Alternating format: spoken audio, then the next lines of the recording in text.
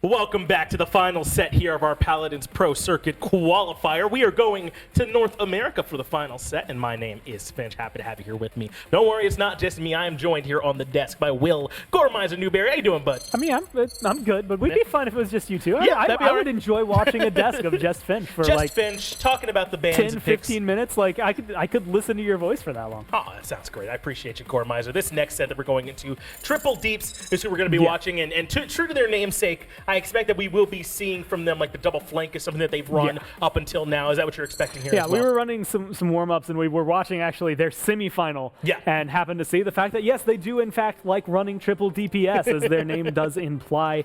They did break from it once though, so that is you know, like if I'm an Olympic judge, I mean, I don't know. That might bring it down from like a 10 out of 10 to a 9 out of 10. They're breaking the form, aren't they? Yeah, right? It's Come on, guys. You're literally coming out with a name that says we do this one thing and then not doing it. But it's going to look really good. They looked pretty good as well going through it, but they did drop a map in their semifinal, as was noted by the bracket.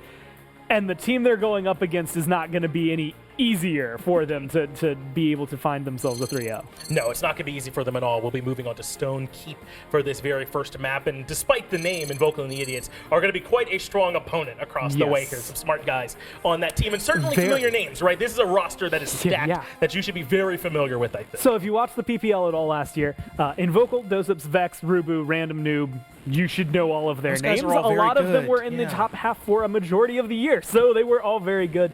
Invocal is maybe the one little caveat on there, and the question mark is always going to be around him, which has been the entire conversation was when he played for SK Gaming way back when. He was really good. The rest of the team didn't seem to, and they always lost, despite the fact that he would have like 27 and 3 slash lines. Then you move to Renegades, and you get him still having these insane slash lines, but not able to seal the deal. Right now, it is Invocal with, I guess, his idiots that are surrounding him. And the question mark is he still going to be able to do this, or is it going to be inevitable losses? There's 4 strong guys surrounding him this time around, and it is going to be, fist bump I think, a different form. What could go wrong? I think so too, man. It's kind of been that question around him, Ryan, is how well can he perform if he was in this kind of situation. Well, we're there now, and the picks and bans are already telling me we're going to be seeing a different match. Have not done this much Torvald. He has been banned for the most part by that second ban every single time. Also, when the push came to shove, it was banning Genos over Furia. Hasn't it been as when you were picking which support you want to deal with? But this time, they're letting you let that Furia through. So whichever one of those strikes you more, Gore, I'd love to hear more about it. I think it's really realistically because Genos does deal with ROM better. But if you're not planning on playing ROM, who cares? I don't need it. Like, Luminary is still a pretty big threat, and a lot of good Genos players make it trespass and tangible. are unwanted, but stranger. once Fury is off the board, Ying's ult, specifically in my mind, becomes the next, okay, that's what we want as a support. You could also still see a lot of these teams, specifically because it's Vex that will be for Invocal and the Idiots playing the support. You have literally all supports open to you, and I can guarantee he's going to play them at a level that will make them work here. And so if he wants to go for a Ying, even if he wanted to pull out something like a Saris, he could make it work. And you're right. At this point, with the Furia band and Genos already picked, you can wait pretty late in to decide what you're going to do for your support. And it's the Grover that they elect to go for Invocal and the Idiots. On the other side, though, Koga and Maeve. That is a ton of potential die potential that's going to be coming out for this Triple Deeps roster. A lot of good damage, and hey, Triple Deeps, they keep up with it. They do lock in the Strix as they come through. That's a lot of flank, and that's a lot of potential to get to Cassie and Grover specifically, but you're up against a bubble, so you have to get record. Later on, this Triple Deeps composition becomes a lot stronger, and you're up against an Androxus, so just as much as you're going to be flanking, that Strix is just as susceptible to it. Yeah. I'm looking at Maeve and Koga to maybe actually be kind of a wall and stop Andra from getting past to keep that Strix a little safer. Well, as their namesake, they've elected to go the Triple Deeps, but can that work up against Evocal and the Idiots? We'll have our chance to find out. Game number 1. Dolson, let's get it started. Happy to do it, Finch and Invocal and the Idiots. I don't know how you say that with a straight face up against Triple Deeps. They've got Triple Deeps in this one. Kresnik joins me on the cast here as Stone Keep is about to kick off. I'm going to drop 2 things on you, Krez, and I'll let you pick one or the other. I have 2 hands for each one. All right, so let me drop Rubu getting to play the Torvald here in your right hand, and then I'm going to reach over and drop the Strix in your left hand, and I'll let you pick which one you want to talk about. I would probably say the Strix because we haven't really seen a lot of triple DPS, at least being mained by a team, honestly, very often.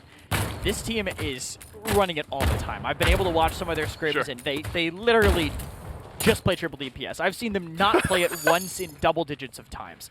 And it makes sense with who they have. I mean, they have these 2 console players. Gogurt, previously TKO Ghost, and Cool, previously Cool Matt. Both going to be playing hit scan 90% of the time, using that aim assist to the best benefit they have. And Koga, great champion to have with that. It's going to be easy for him, honestly, to duel some of these champions, but not with a Torvald pocket. Oh my, Invocal, he's shot 3 times, now a few more, and the first 3 were all headshots. Watch out for this guy on the Androxus.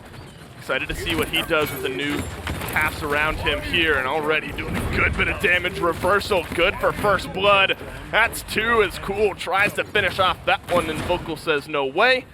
And the rest of the idiots, they'll take it. 78% on the point. The zone should be coming through here. It's going to be down.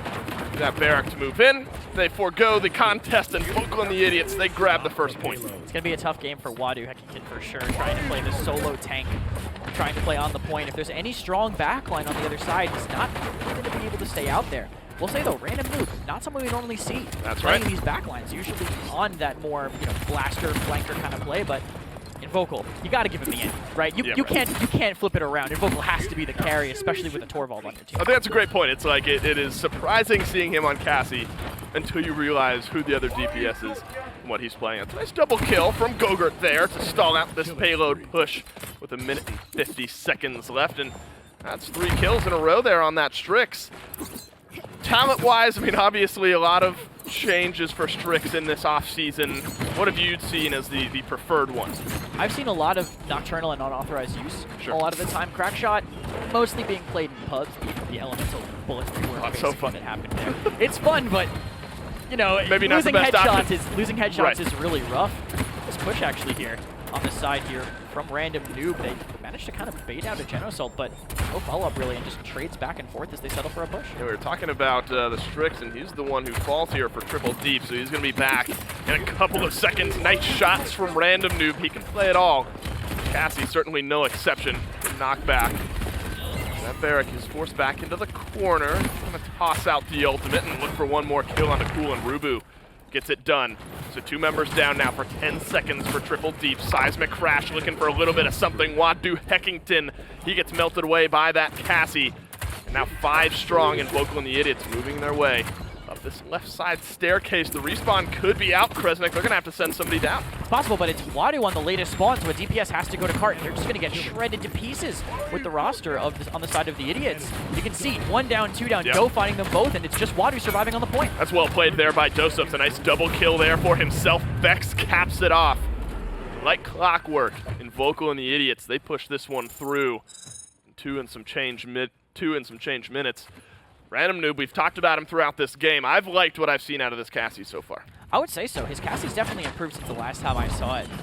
Able to counter any snowball attempts from the other side, which is kind of what they have to do on triple DPS. Retaking with it is so rough, especially if the team knows how to zone against it. You just got to get your dismounts back up or hold really close and don't give them the angles. It's Koga too, struggling a lot. Yeah, 0-5, that's tough. He was pushing too much off of that midnight earlier. You can tell he's, I think, used to his team being a little bit more dominant. He's just in front of people while revealed by a scout from the Cassie, just being stared at by the entire team because there was no space being made anywhere else. And he's gone into an early Haven. At least Random Noob was able to finish off the second cauterized, grab a wrecker, as well as a Haven. Cool's got to go right into it, maybe just to extend his life out a little bit here. Invocal and the idiots are going to put themselves on the point first off here, and that's one more death for that Koga, and Poison falls as well as a third DPS here in triple deeps. Like clockwork, oh my! That is a well-oiled machine. Invocal and the idiots, 1, 2, 3, 4, 5, back to base, triple deeps goes, and the full zone follows up. They just have to be more patient. The way you counter triple DPS, you play together and you don't let them take any 1v1s to try to stay out of sightlines. They want to take unfair fights, and they're not going for any. They're just sending Cool into a Torvald to get nullified and burnt down by whoever else is there. That is, I don't know, I am still surprised, to say the least, at the way that point fight went. There wasn't even really a fight. It was 5 straight kills immediately. It's going to be the Hyper Beam from Rubu. Knocks back Gogurt for the kill. You got to get something here if you're triple deeps. I mean, this is an area where you put your Strix in the back and you hope you can find some kills, but 5.5 minutes into this game, you've got nothing going. This is where you need to make a stand, and you got to do it quick. Yeah, and the early game potential a little bit harder into the tanks, and they picked a pretty good early game comp on the other side. A lot of healing coming from the Grover, a lot of shielding coming from the Torvald. There's a lot of kind of hurdles they have to overcome, and they're not really giving them a chance to do it. Gogurt does grab a kill finally. Bit of breathing room here for Triple Deeps as kills 2 and 3 follow up thanks to Cool and Baller Steve. Well, the idiots are just going to back themselves off a little bit. There's Koga getting another kill on the board here. So finally, as I mentioned, the moment they needed to buy some space on the defensive side, they're able to cascade a few kills. Still plenty of time for Invocal and the Idiots. Those ultimates starting to come up as well. Seismic Crash, Accursed Arm, Whirlwind, where Triple Deeps has nothing. They just got the Midnight, just got the Flashbang. But if Invocal and the Idiots, once they get back to full strength, Krez, this point may be there for the taking with their ultimates. For sure, they have a ton they can use. I think they just want to find some utility without it. Just want to get a pick so they can then snowball. And the pick goes from the other side. Triple Deeps, Gogurt finding a good angle. Yep. Lanzado trying to sustain on the cart. He's getting really aggressive here too, but don't know. Actually, willing to spend the flash for that. I don't know if I even like that utility usage. Yeah, he might have been able to clean up that kill anyway, but just to make sure of it, as the rest of Triple Deeps follows up on that one kill with 40 seconds remaining. Invocal and the Idiots just looking for maybe one pick. That's Dosup's way on the high ground. Going toe-to-toe here with Gogurt, and actually winning that fight largely. Seismic Crash is going to follow it up, stuns down Poison as Gogurt falls. Dosups is controlling this high ground, wins another 1v1. Everyone from Triple Deeps except for Wadu Heckington is down, and he certainly is going to be the next to follow. That's a 5-0, 15 seconds left, and they're moving this cart. That's a man who's been playing Anar for years. Yeah. You don't do that unless you know exactly how it's going to go. And Doe just masterclass on the side. Also, Rubu living with almost a sliver of HP on the objective as well. So just perfect play by the tanks to stay alive, and that just mitigates the advantage that Triple DPS gets from their draft by not being able to get those picks. Well, Whirlwind is going to maybe cap off this push, which would in turn cap off this game. Invocal finding the first kill. Nice ultimate there from Baller Steves. Rips through Invocal's health bar. Rubu falls as well. This one's looking like finally a successful defense from Triple Deeps. Dosups is going to bide himself a little bit of time back behind his wall. Vex is down, a double kill for Cool. And there's a point on the board for Triple Deeps after a good defense. Yeah, and it's going to come down, I think, a lot to comeback mechanic on this point and how well Triple DPS can play around it. If they're able to keep Wadu alive and keep the pressure off of him. And they're going to have to play a lot more patient. They are rushing things way too much. They managed to get the defensive hold because of the aggression causing trades. So good on defense when you trade. You're spawning. You're going to be back way faster than anybody on the offense. But on the mid-fight, it's not really the same. They have to play in a way where they can isolate someone, get the kill, and then try to snowball off of that. Because you can't play from the back foot on Triple DPS. Sure. And you know, we highlighted Cool. 0 and 5 going into that round is now 5 and 8, so at least a 5-3-1 swing for him in the last couple of rounds. I'll take it. So absolutely, much better from that Koga. Remember the last mid-fight was a clean sweep from Invocal and the Idiots, so Triple Deeps are going to look to maybe change some stuff up. Wadu Heckington already down to a couple of health bars. That has to be the dash away from the Mave. Invocal is hitting some good shots. Random Noob caps off that kill with Invocal getting one for himself. Suddenly, you're down to one of your Triple Deeps that's left, and it's Gogurt down on the low ground, and Invocal turns around. 2 kills in this fight for him. Triple Deeps, they're on the back foot. Kresnik, this is 90%. You've got to throw it down, but Rubu tosses out that Hyper Beam.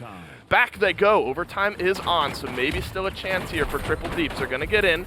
Koga ultimate resets that overtime counter, but now he's suddenly on half health. You've got to find some kills here if you're Triple Deeps, and nobody's in range to touch the point. Methodical. What we expect maybe from this roster. I would say so. I think that's the first time Triple Deeps has really been pressured like that. Yeah. And it seemed like it. They had a decent adaptation at the end, but I think the weaknesses of Genos kind of shone through as it went on. They stayed together. No one got picked, but nobody died. Right. And they just lost the war of attrition because all they had was Genos here. Well, think about it. Triple Deeps, they got to the finals through a project, another team that we expected to be in the semifinal final conversation. This one is Invocal and the Idiots all day. They grab win number 1 on Stone Keep with game 2 right after this.